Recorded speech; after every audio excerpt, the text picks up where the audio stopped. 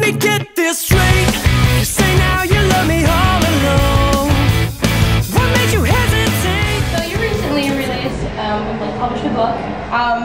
Being a songwriter, you obviously have like a lot of ideas running through your head and all that. When did you decide that you wanted to write a book? Well, to be honest, I was up in the New York area. It wasn't like New York City, but it was like right outside of me. And I wandered to old used bookstores. Well, I found this one, it was Penguin Books, that they're a big publisher, and a lot of well-known authors go to Penguin. So couldn't find a book, and then I was like, well, this is a Penguin book, so it has to be good. So I started to read it, and I won't tell you the title of it because I'll explain why, but it was the worst piece of literature I've ever read. Like, it was the worst. Like, it was like a bad, really, really bad movie where you had to see the ending because it was that bad. So I read the whole book, and I was like, oh my gosh, I can do this. I can write a book. Like, if this guy gets published, so can I, you know? And then as I went on, I think it changed to more like what kept me going is that hopefully I can inspire someone else, you know, that reads my book is like, oh, this is garbage. Like, I can do better than this. But I don't know, it's something that I've always wanted to do, and it's a story that kind of has just I've been thinking about for a while. And I do this blog online, and it was really neat to see that people learn from my failures. And so entwined in the book into this, you know, fictional character is me. Like, I'm part of that guy's life and who developed and how he became who he was.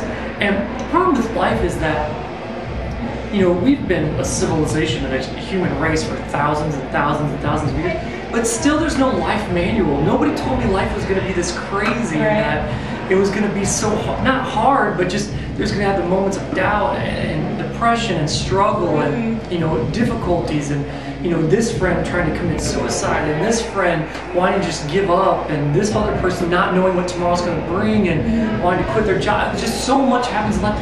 It's so funny that we haven't come up with, you know, one of those airplane manuals, you know, like if some emergency happens, you know, take off seatbelt, walk out of the plane. You know, like, why hasn't somebody just come up with that? Like, when life gets tough, do this, you know, like, and so it's just kind of like that. Hopefully there's some, like, you know, somebody out there that's kind of learning themselves and they're dredging life, and I don't know what tomorrow holds. I hate what I'm going through in the monotony of life, and hopefully they get something out of it. That maybe they're inspired, maybe they can live for another day, or maybe they can write a book, or maybe they can go write lyrics, or start a band, or whatever it might be. Like, that's just what I'm hoping to get out of the book, or what people get out of the book. How was the process any different from writing an album than writing a novel? It's a lot easier because I'm not a writer. I'm no J.D. Salinger or anything like that. Like, I'm very much just a lyricist, so it was very, very hard. Like, I had to focus and really just concentrate on writing like 2 pages a day, you know, because I'm very ADHD, so, you know, this seems so much more fun than this, you know, like, I want to be on my laptop, you know.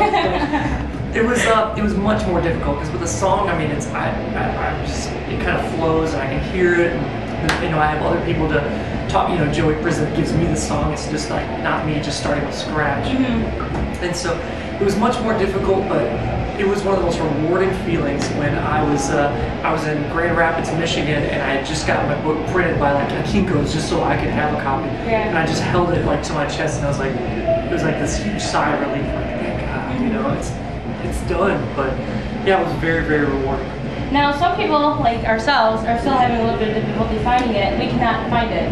I understand that. Okay, so what happened was, it's a very much an online book. Like, it's like you can get it through like Target.com or Borders.com or something like that, Amazon.com. But I published it myself, and that's why you can only find it. Okay. But it's in the process of getting picked up by an actual, you know, publishing company. So we're very close to a deal, but and that'll be awesome because I'll have enough money to afford an editor, and then through that, way I can, you know, get it out to, like, you know, the actual stores. Congratulations. Thank you very much. Now I got some fancy missions for you. Sure. When did you first know you could sing, or at least wanted to sing, and/or start being band vocals? Well, it was funny because I grew up in church, and there was this awesome singer named Keith Burgett. And he like had all the solos at church, and he was like the best singer, and he actually went on to get a recording contract. But I never ever thought I could sing because here's this guy, and he's like, "Ooh, yeah, like Jesus," and I was like, "Whoa, no, like, I can't sing like that guy. He's like freaking John Legend or something. And so I would always have that trained me to do harmony, because like if he wasn't around, I mean if he was around, I'd have to sing harmony just to like hear myself sing. So after time, like punk rock became very big on the local little scene that we were on, and so you really didn't need to sing. So my first band were like just punk rock bands where it was just more like like garbage. But then it slowly over time, like it just kind of like came out and developed, and I realized that I enjoyed singing more than I enjoyed whatever I was doing with these bands. Right. So that's when Anberlin started to come around, and I realized, oh, people like it when you sing. So Right. that's pretty much it. One last glance from a taxi cab, images scar my mind. 4 weeks felt like years, since your full attention was all mine. The night was young and so are we. Talked about life, God, death, and your family.